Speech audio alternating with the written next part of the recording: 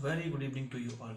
So myself is MD Yahya and I am here to deal about the chapter how do organisms reproduce. Okay, so with today's topic, that is reproductive health.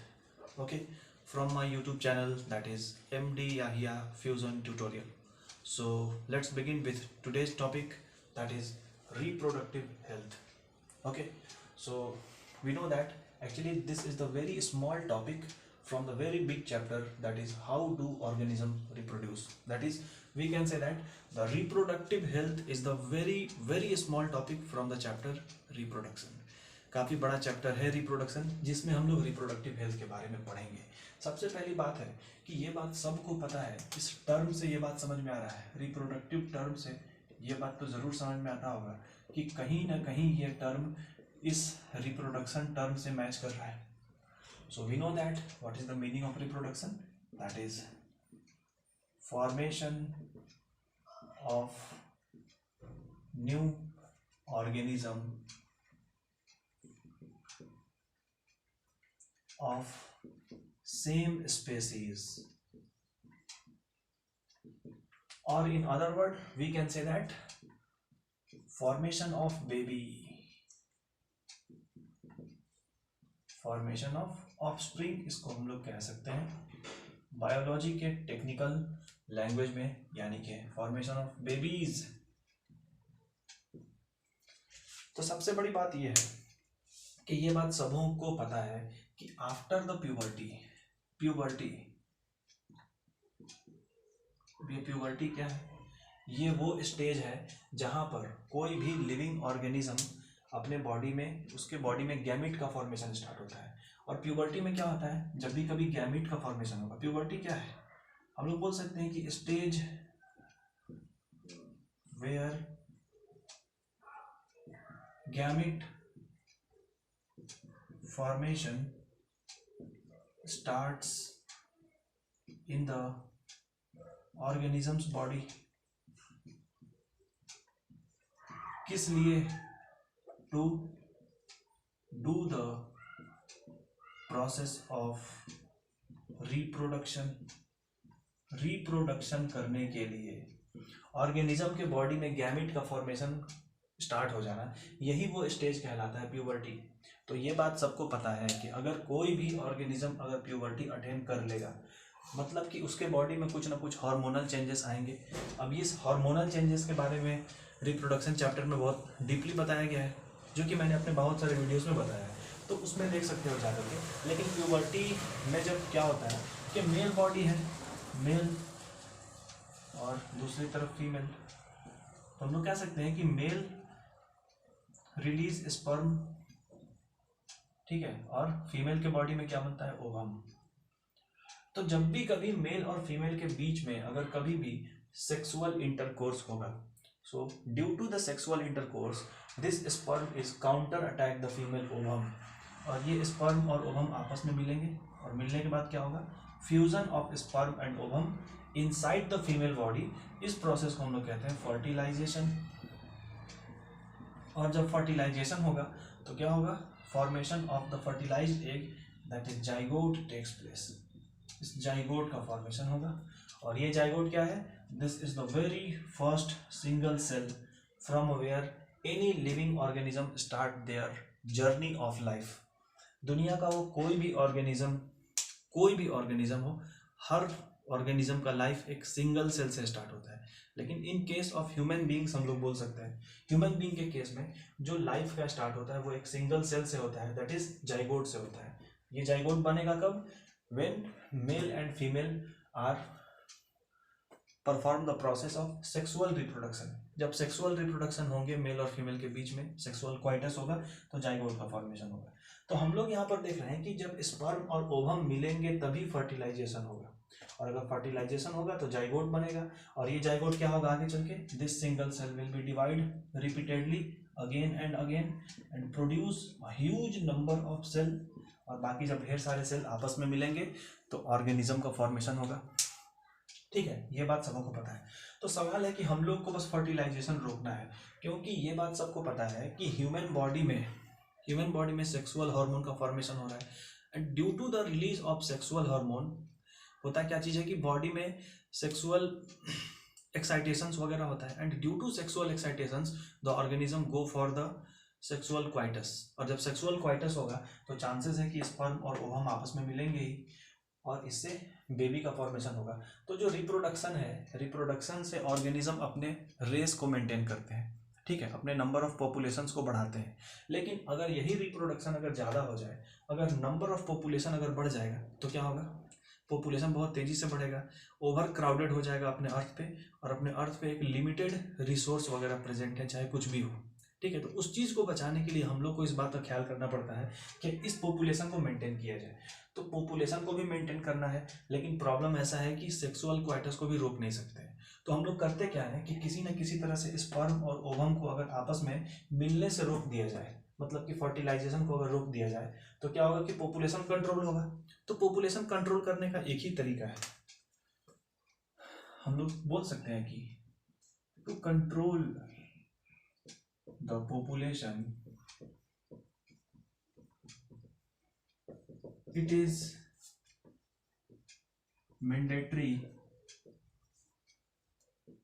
to prevent the fertilization। Population control करने के लिए sperm और ovum के fertilisation को रोक दिया जाए, यह सबसे बढ़िया तरीका है। इसी तरीके के लिए बहुत सारा अपने पास मेथड है, तो हम लोग बोल सकते हैं method of population control. Population control करने के दो मेथड हो सकते हैं। ओके, दो मेथड क्या है, वो दो मेथड हो जाएगा। Number 1 is contraceptive method, contraceptive, या फिर इसको हम लोग मेडिकेटेड मेथड भी कह सकते हैं, मेडिकेटेड मेथड। लेकिन एनसीईआरटी बुक में कॉन्ट्रासेप्टिव लिखा हुआ है, तो ये ज़्यादा बेटर होगा अगर आप लोग कॉन्ट्रासेप्टिव का यूज़ करें, ठीक है। Medicated is also, it is not wrong terminology, but contraceptive would be the very very good term. Okay, उसके बाद आगे दूसरा जो मेथड है जिसको हम लोग बोलते हैं सर्जिकल मेथड, सर्जिकल मेथड, ठीक है। इस सर्जिकल मेथड के बारे में हम लोग को पढ़ना है। तो सर्जिकल मेथड में क्या होगा, सर्जरी होगा, अलग अलग तरह से चीज़ें हम लोगों को देखने को मिलेंगी। तो चलो देखते हैं सबसे पहले कि इस कॉन्ट्रासेप्टिव मेथड में हम लोगों को आखिर क्या चीज़ देखना है, ठीक है। तो इस कॉन्ट्रासेप्टिव मेथड में हम लोगों को पढ़ना है mechanical barrier and the very suitable example would be the condoms, ठीक है। दूसरा जो है बोल सकते हैं कि कॉन्ट्रासेप्टिव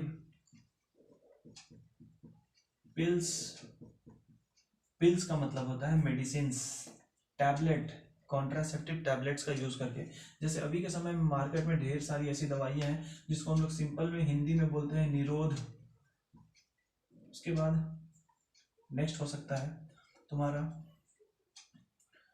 IUD, इसका पूरा नाम क्या है, intra uterine device, IUD that is intra uterine device. इसका सबसे बढ़िया एग्जांपल क्या होगा, कॉपर टी। तो ये तीन ऐसे चीज हैं which will be included in the contraceptive method, जिसके थ्रू हम लोग पॉपुलेशन को कंट्रोल कर सकते हैं। दूसरा जो सर्जिकल मेथड होता है, इसमें हम लोग सर्जरी के थ्रू कुछ कुछ चीजें करते हैं, जैसे एक होता है ट्यूबेक्टोमी, दूसरा मेथड होता है वैसेक्टोमी। ये सिंपल सी चीजें। तो इन सारी चीजों के बारे में हम लोगों को एक्चुअली में पढ़ना है कि ये सारी चीजें क्या हैं, दैट इज कॉन्ट्रासेप्टिव मेथड कैसे अपना काम करता है, सर्जिकल मेथड कैसे अपना काम करेगा, इन सारी चीज़ों के बारे में हम लोग को पढ़ना है। तो सवाल ऐसा है कि आज के क्लास में मेरे हिसाब से हम इस तीन चीज़ को ही डिस्कस कर पाएंगे, क्योंकि ये जो सर्जिकल मेथड है इसके लिए थोड़ा बहुत डायग्राम का यूज़ करके बताएंगे तो ज़्यादा बेटर होगा, ठीक है। तो इस ट्यूबेक्टोमी और वैसेक्टोमी के लिए एक और वीडियो बनाना पड़ेगा, ठीक है। तो चलिए बात करते हैं कॉन्ट्रासेप्टिव मेथड के बारे में, दैट इज कॉन्डोम्स, निरोध and copper T. Okay, so let's begin. चलिए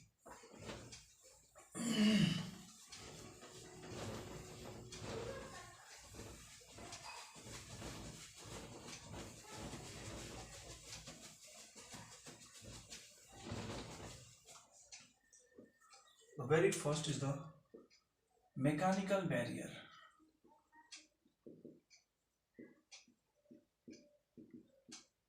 इसका सबसे बेस्ट एग्जांपल कॉन्डोम्स। तो ये कॉन्डोम्स या फिर मैकेनिकल बैरियर क्या है? ये मैकेनिकल बैरियर क्या करता क्या है कि इसको हम लोग पेनिस में फिट कर लेते हैं, ठीक है।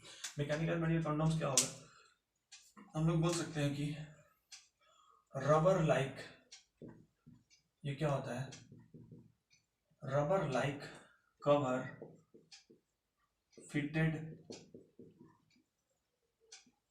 on the penis during coitus के वक्त। इससे बेनिफिट क्या होता है,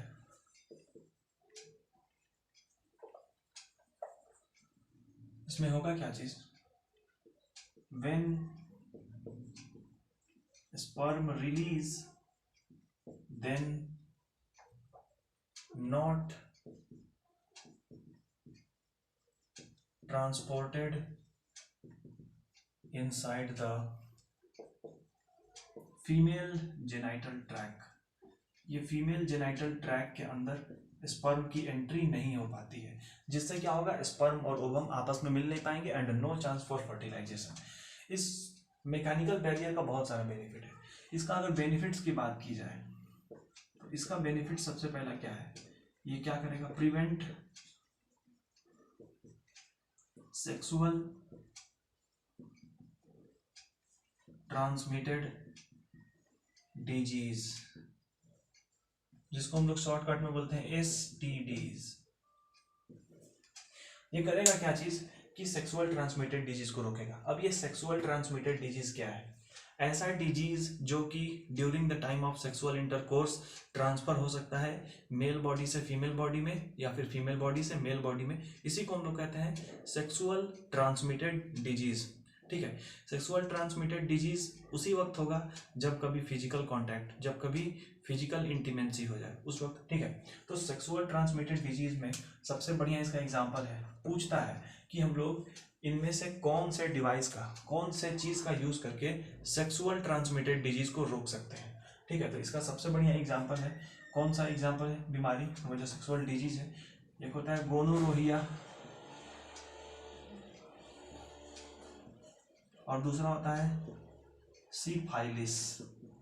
okay, so this is the two disease which can be easily prevented when the person is used condoms, ठीक है। इस वक्त करेगा क्या, ड्यूरिंग द सेक्सुअल कॉन्टैक्ट ये कॉन्डोम्स गोनोरोहिया और सिफिलिस से बचाता है। ये इस कॉन्डोम्स का सबसे बढ़िया बेनिफिट है। दूसरा बेनिफिट तो है ही कि क्या करेगा, फर्टिलाइजेशन को रोकने में काफी हेल्प करता है, ठीक है। तो ये पहला था, ठीक है, मैकेनिकल। दूसरा, सेकंड वन, पहला हो गया। दूसरा, कॉन्ट्रासेप्टिव पिल्स, इसका यूज करते हैं। ये क्या है, इसके बारे में बात करते हैं। कॉन्ट्रासेप्टिव पिल्स, एक्चुअली पिल्स का मतलब होता है टैबलेट्स, ठीक है। तो ये टैबलेट्स करता क्या है, इस टैबलेट का काम क्या होता है कि बोल सकते हैं कि tablets can prevent the ovulation, ये ओव्यूलेशन को रोक सकता है। ओव्यूलेशन क्या चीज है, ये बात सबको पता है, छोटे से जगह में बता देते हैं कि ओव्यूलेशन क्या चीज है। जैसे ये फीमेल रिप्रोडक्टिव ट्रैक है, ठीक है। फीमेल रिप्रोडक्टिव ट्रैक में क्या चीज है, यहाँ पे ये क्या है, ये है ओवरी, ठीक है। इस तरफ भी एक ओविडक्ट बना हुआ है, दिस इज ओवरी ऑल्सो। तो ओव्यूलेशन क्या होता है कि इस ओवरी के अंदर ढेर सारे एग पड़े होते हैं इमेच्योर अवस्था में, एक सिंगल एग मैच्योर हो जाता है under the influence of some sexual hormone, और ये एग यहाँ से रिलीज होकर के चला जाता है इस फैलोपियन ट्यूब में, ठीक है। तो हम लोग क्या देख रहे हैं कि अगर एग यहाँ से निकल करके इस फैलोपियन ट्यूब के अंदर चला जाएगा, और अगर उसी वक्त क्या होगा, ड्यूरिंग द सेम टाइम, अगर यहाँ से, दिस इज वेजाइना, क्या है ये, दिस इज वेजाइना, अगर यहाँ से स्पर्म की एंट्री हो जाती है, दिस इज स्पर्म, ये क्या है, दिस इज स्पर्म, अगर यहाँ से अगर स्पर्म की एंट्री हो गई, ओके, तो क्या होगा, this sperm will be counter attack this egg, ये क्या है, दिस इज एग, और ये क्या है, दिस इज स्पर्म। तो स्पर्म और एग आपस में मिल जाएंगे और यहीं पर फर्टिलाइजेशन हो जाएगा, क्योंकि ये बात सबको पता है कि only oviduct is the site where fertilization of sperm and ovum can takes place, ठीक है। तो यहीं पर फर्टिलाइजेशन हो सकता है। तो अगर ओव्यूलेशन को रोक दिया जाए, मतलब कि इस ओवरी के अंदर जो एग है अगर उसको बाहर निकलने से रोक दिया जाए, तो चांसेस है कि फर्टिलाइजेशन नहीं होगा, श्योर शॉट है। इसीलिए होता क्या चीज है कि बॉडी में हार्मोन के लेवल को चेंज करके, जो हार्मोन ओव्यूलेशन कर रहा है, अगर उस हार्मोन के लेवल को थोड़ा सा अगर सप्रेस कर दिया जाए, तो क्या होगा कि यहाँ पर जो एग है वो एग मैच्योर नहीं हो पाएगा, और अगर एग की मैच्योरिटी नहीं होगी तो एग यहाँ से बाहर निकलेगा नहीं, और जब एग बाहर नहीं निकलेगा तो फिर फर्टिलाइजेशन का कोई चांस ही नहीं है। तो इसीलिए कहते हैं, कहा जाता है कि कॉन्ट्रासेप्टिव पिल्स का यूज करके आप प्रेगनेंसी को अवॉइड कर सकते हैं, as tablets can prevent the ovulation, ठीक है। या फिर उसके बाद और भी पिल्स वगैरह होते हैं कॉन्ट्रासेप्टिव पिल्स, ये क्या कर सकता है कि can used as spermicide. Spermicide कहने का मतलब क्या, स्पर्म को मारने वाला, स्पर्म किलिंग पिल्स। अब मान लो कि कोई फीमेल अगर लगातार जो है स्पर्मिसाइड्स टैबलेट्स का यूज कर रही है, तो क्या होगा, जैसे स्पर्म की एंट्री होगी उस दवा के हेल्प से क्या होगा, उस दवा से कुछ कुछ हार्मोन्स निकलते हैं जो कि इस को मार सकते हैं, ठीक है। तो ये स्पर्म को मार देगा वो दवा, अब जब स्पर्म को मार देगा तब तो फिर कोई चांस ही नहीं है कि फर्टिलाइजेशन हो पाएगा। तो इस तरह से हम लोग कॉन्ट्रासेप्टिव पिल्स का यूज करके हम लोग इजीली फर्टिलाइजेशन को हम लोग कह सकते हैं कि अवॉइड कर सकते हैं। तो ये दूसरा मेथड था, ठीक है। तीसरा मेथड, तो हम ये सोच रहे हैं कि तीसरा मेथड जो है IUD, that is intra uterine device, that is copper T, इसको अगले क्लास में डील करेंगे क्योंकि वीडियो ज़्यादा लंबा मैं बनाना चाहता नहीं हूँ, ठीक है। तो ऐसा है कि कॉपर टी, ट्यूबेक्टोमी और वेसेक्टोमी, ये 3 चीज़ों को अगले क्लास में मैं डील करूँगा, ओके। तो इन सब चीज़ों को अच्छे से पढ़ो, ठीक है। अगले क्लास में फिर मिलते हैं, एक और वीडियो इससे बनाना पड़ेगा क्योंकि एक वीडियो में होगा नहीं, थोड़ा सा लंबा टॉपिक है, बहुत ज़्यादा लंबा नहीं है लेकिन थोड़ा सा लंबा टॉपिक है, ठीक है। तो अगर ये बात पहले से पता है कि क्या क्या चीज़ है तो वीडियो को 2 के स्पीड में देख सकते हो, थोड़ा सा आगे बढ़ा के स्किप करके देख सकते हो, सिंपल चीज़ें हैं, ठीक है। तो चलो मिलते हैं फिर अगले क्लास में, okay. Good night and this much for the day, thank you all of you.